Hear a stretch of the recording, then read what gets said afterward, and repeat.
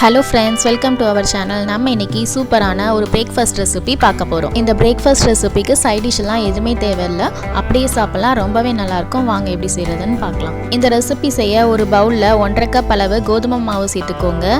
நீங்க கோதுமை மாவுக்கு பதிலா மைதா மாவு கூட சேர்த்துக்கலாம்.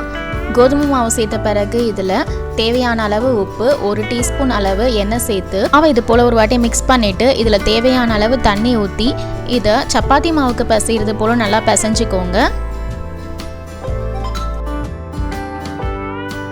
இப்போ நான் சப்பாத்தி மாவுக்கு பிசைகிறது போல் மாவை நல்லா பிசைஞ்சு எடுத்துட்டேன். இதில் 1 டீஸ்பூன் அளவு ஆயில் தடவி க்ளோஸ் பண்ணி வச்சுடுங்க. இப்போ ஸ்டஃபிங் ரெடி பண்ணிக்கலாம். ஸ்டஃபிங் செய்கிறதுக்கு 3 பெரிய வெங்காயத்தை பொடிசாக கட் பண்ணி எடுத்துக்கோங்க. இது கூடவே ஒரு பெரிய சைஸ் கேரட்டை துருவி சேர்த்துக்கோங்க. பச்சை மிளகாவை நறுக்கி சேர்த்துக்கோங்க.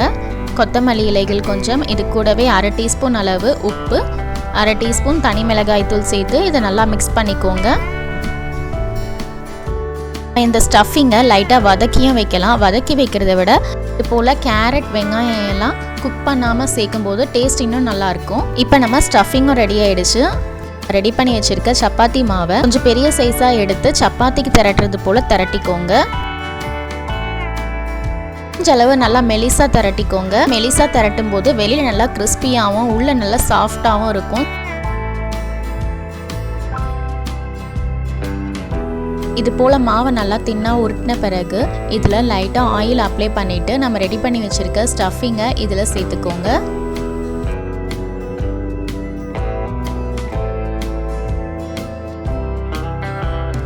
ஸ்டஃபிங் மட்டுமே சேர்த்து ஃபோல்ட் பண்ணி இதை ஃப்ரை பண்ணி எடுத்துக்கலாம்.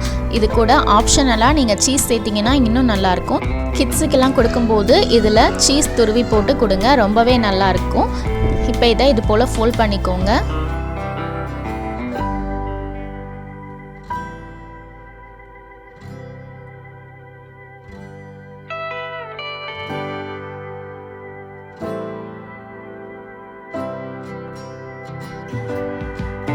போல் ஃபோல்ட் பண்ண பிறகு நம்ம இதை ஃப்ரை பண்ணி எடுத்துக்கலாம். ஃப்ரை பண்ணுறதுக்கு நான் ஒரு 1/4 கப் அளவு எண்ணெய் சேர்த்து இதில் ஃப்ரை பண்ணி எடுத்துக்க போகிறேன். நீங்கள் இதை தோசைக்கல்ல சேர்த்து சப்பாத்தி செய்கிறது போலையும் திருப்பி போட்டு எடுத்துக்கலாம்.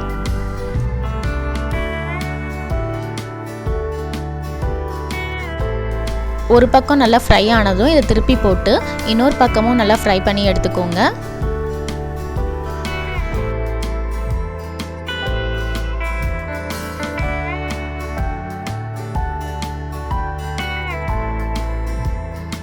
இது 2 பக்கமும் நல்லா ஃப்ரை ஆகிடுச்சு. எண்ணெயெல்லாம் நல்லா வடிச்சிட்டு இதை வேறு ஒரு பிளேட்டுக்கு எடுத்து வச்சுடுங்க.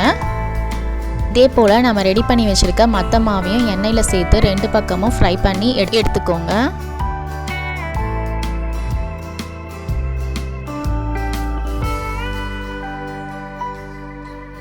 இப்போ நம்ம பிரேக்ஃபாஸ்ட் ரெசிபி சூப்பராக ரெடி ஆகிடுச்சு. இந்த பிரேக்ஃபாஸ்ட் ரெசிபிக்கு சைட் டிஷ் எல்லாம் எதுவுமே தேவையில்லை, அப்படியே சாப்பிட்லாம், ரொம்ப நல்லாயிருக்கும். கிட்ஸுக்கெலாம் ரொம்பவே பிடிக்கும். இந்த ரெசிபியை நீங்களும் ட்ரை பண்ணி பாருங்கள். ட்ரை பண்ணி பார்த்துட்டு உங்களுக்கு பிடிச்சிருந்தா கமெண்ட் பண்ணுங்கள். மறக்காமல் சப்ஸ்கிரைப் பண்ணுங்கள். தேங்க்ஸ் ஃபார் வாட்சிங்.